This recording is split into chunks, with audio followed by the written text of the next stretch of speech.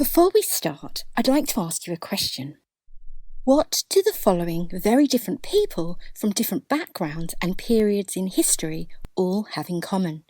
Einstein, Leonardo da Vinci, Thomas Edison, Mary Curie, Douglas Adams, Emmeline Pankhurst, and Rosa Parks.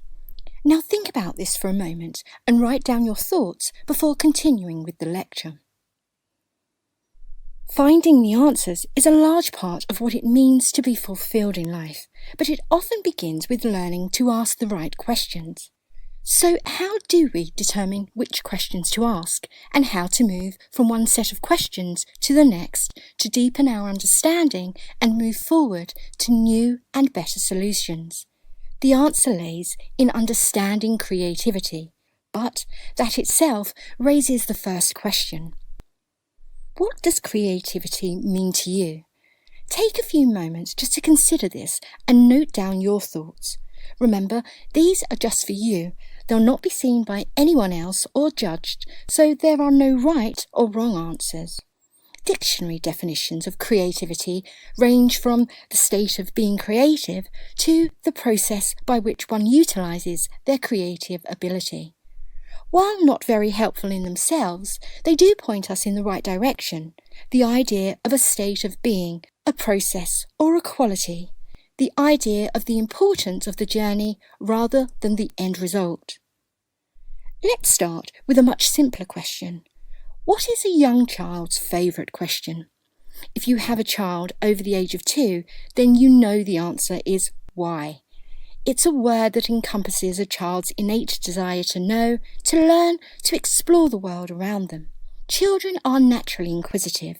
Not only do they want answers, but they want to know how and why it is those answers, and not others, that are correct. As children grow, this natural inquisitiveness can take one of two paths. It either remains and grows, or it becomes stifled and diminished. There are numerous reasons why either happens, but as parents, you play an important role in determining the most likely path. It all relates to how you deal with the question, why?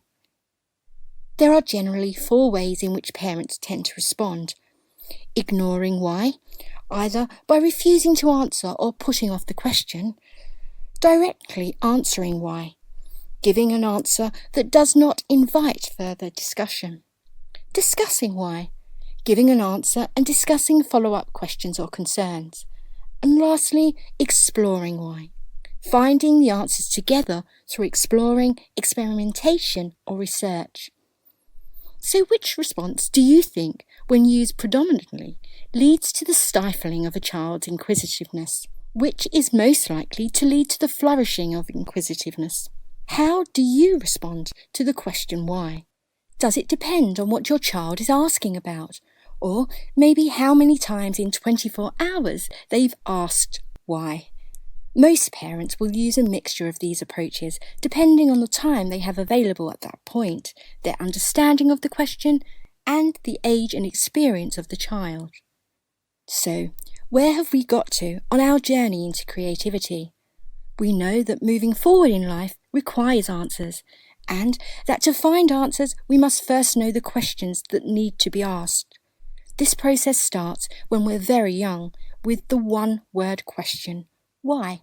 Those that are encouraged to ask why and to seek and explore the potential answers to that questions are those that will go on to formulate more complex questions that require further exploration.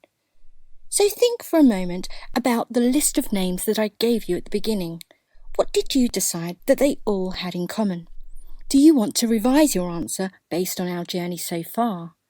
Einstein, Leonardo da Vinci, Thomas Edison, Mary Curie, Douglas Adams, Emmeline Pankhurst, and Rosa Parks. Well, the one thing they all have in common is that they asked why, and then formulated new questions until they reached answers that changed their and then our perceptions of the world. Who would you add to this list? And, more importantly, why? So let's go ahead and understand the divergent thinking pattern and its importance for better future. I will welcome Archana for the same.